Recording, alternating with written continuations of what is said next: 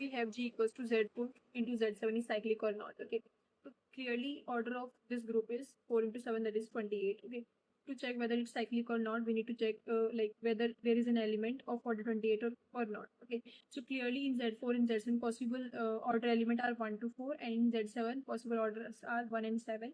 So we need to check whether the LCM is 28 or not. Yes, in the case of 4 and 7, the LCM will be 28.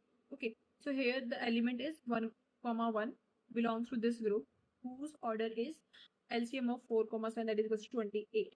Okay, so ultimately order of 1 comma 1 is 28. Hence we have got the element whose order is equals to order of group.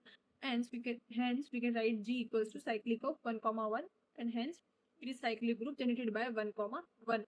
Okay, so there is a result that Zm cross Zn is equal to Zmn. Okay, that means we can multiply this m into n if and only if the GCD of m and comma n is 1. Okay, for example, like we are having Z5 and Z4, we can write it as Z20 because GCD of 5 comma 4 is 1. But we cannot write it like, for example, if I have Z3 into Z6. Okay, this is not equals to Z18 because GCD of this is not 1. Okay, so this is the motive of this note. Next we have is Zm comma Zn is cyclic if and only if m comma n is 1. Clearly because Zm comma Zn is cyclic because Zm comma Zn is equals to Zmn, and Zmn is always cyclic. Okay, and Zm into n equals to Zmn if and only if this GCD is 1. Okay, this is the implication of first, like if GCD is 1, then this will be cyclic. Okay, next we have if order of G equals to P, that is prime number, then there exists a unique up to isomorphism. Okay, that is basically Z is isomorphic, G is isomorphic to ZP. For example, that like order of G equals to 7, that is a prime number, then we can just write it as isomorphic to Z7. If order of G is 5, then we can write it as Z is isomorphic to Z5.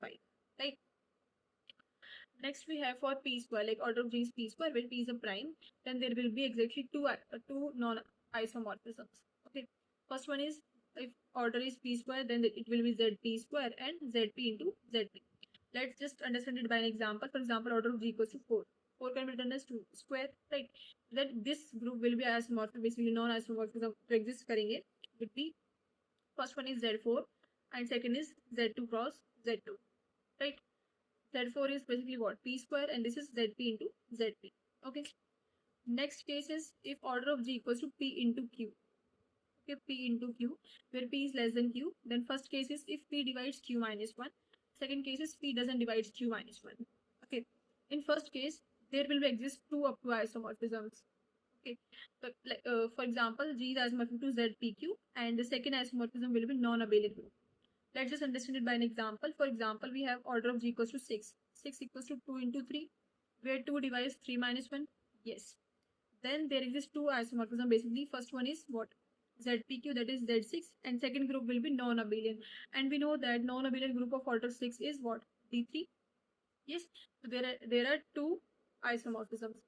In the another case, like if order of G equals to PQ, P is less than Q, and P doesn't divide Q minus 1, then there exists only one up to isomorphisms, and that would be ZPQ only. For example, order of G equals to 15. Okay, and 15 equals to 3 into 5, and 3 clearly doesn't divide 5 minus 1 because 5 minus 1 is 4, and 3 doesn't divide 4. Then there exists only one isomorphism, that would be ZPQ, and PQ here is 15, that is Z15. Okay, there is no another isomorphism in this case.